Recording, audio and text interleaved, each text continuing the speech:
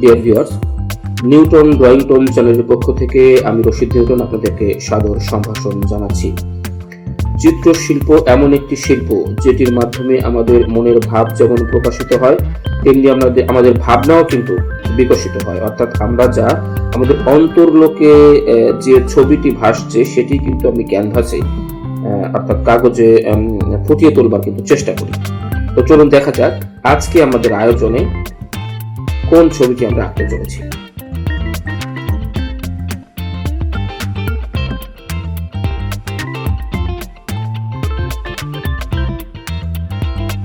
ছবি আঁকার কিন্তু কিছু নিয়ম কানুন রয়েছে। অর্থাৎ যারা জাত শিল্পী তারা কিন্তু আসলে তাদের ভেতরের প্রতিবিম্বটাকে কাগজে ফুটিয়ে তোলার চেষ্টা করে, তাতেই একটি সুন্দর ছবি হয়ে যায়। তবে কিছু নিয়ম কানুন কিন্তু রয়েছে, আর্টেরও কিন্তু কিছু গ্রামার রয়েছে। আমরা যেমন ছোটবেলায় অ আ ক খ শিখে কিন্তু আমরা পড়তে শিখেছি, লিখতে শিখেছি, আর্টেরও তেমন কিছু নিয়ম কানুন রয়েছে। আমরা আমাদের ড্রয়িংগুলোর মধ্যে দিয়ে সেই গ্রামারগুলো আপনাদেরকে দেখিয়ে দেবার চেষ্টা করব, শিখিয়ে দেবার চেষ্টা করব, একসঙ্গে শিখবার চেষ্টা করব।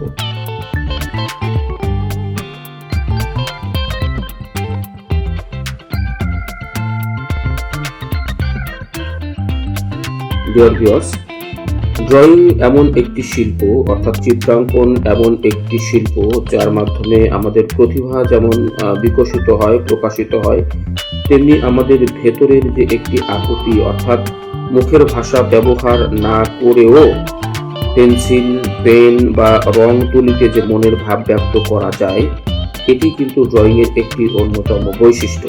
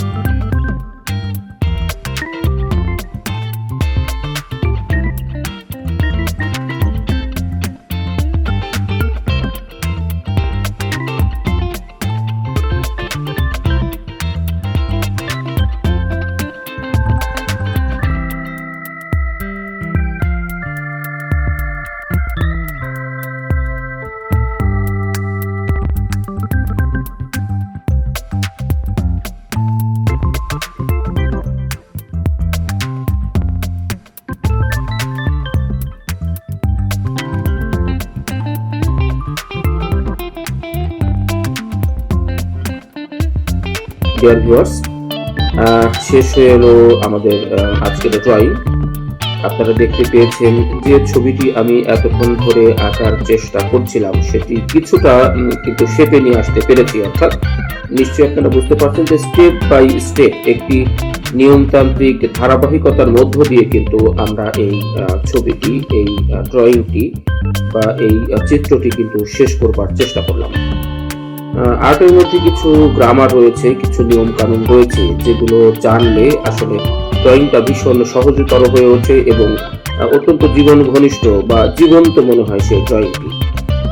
তো আপনাদের কেমন লাগবে জানি না, যদি ভালো লেগে থাকে লাইক কমেন্ট করে আমাকে উৎসাহিত করবেন। সবাইকে অনেক ধন্যবাদ।